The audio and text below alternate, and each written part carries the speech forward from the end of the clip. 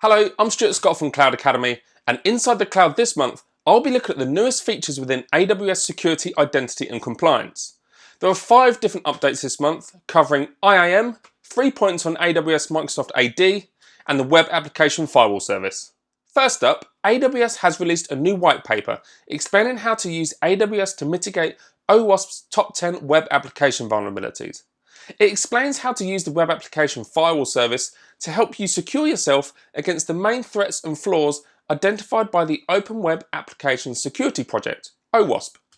The WAF service helps to prevent websites and web applications from being maliciously attacked by common web attack patterns such as SQL injection and cross-site scripting. Now, this white paper is primarily for those who are responsible for protecting websites or web applications using the WAF service. And to help you get started with implementing the recommendations within this white paper, AWS have kindly created a CloudFormation template that contains a web ACL with the suggested rules. Next up, the first update to the AWS Directory Service for Microsoft Active Directory Enterprise Edition, known as AWS Microsoft AD, which is now available in the South America Sao Paulo region. AWS Microsoft AD is typically used if you have more than 5,000 users and need a trust relationship between your on-premise network and an AWS hosted directory. It provides many of the features and functionalities that Microsoft Active Directory does, but at the same time allows for tight integration with AWS applications. The service itself is highly available and is in fact built on Windows Server 2012 R2 instances. The second update for AWS Microsoft AD allows you to increase its redundancy and performance by deploying additional domain controllers. This new feature allows you to control how many additional domain controllers you need, which are then distributed across your availability zones and subnets where your directory is active.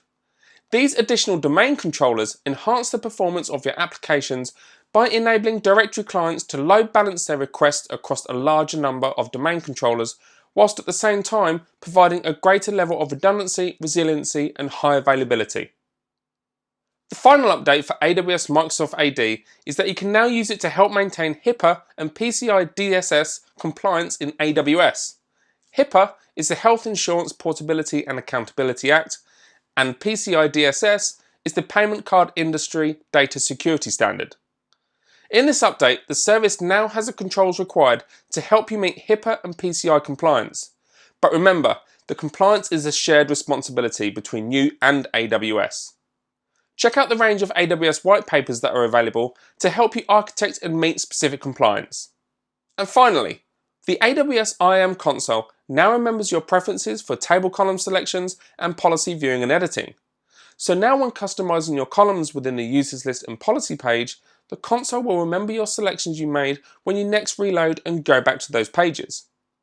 Also in this update, the console will remember your preference when you are viewing a policy, which is either the JSON view or policy summary view.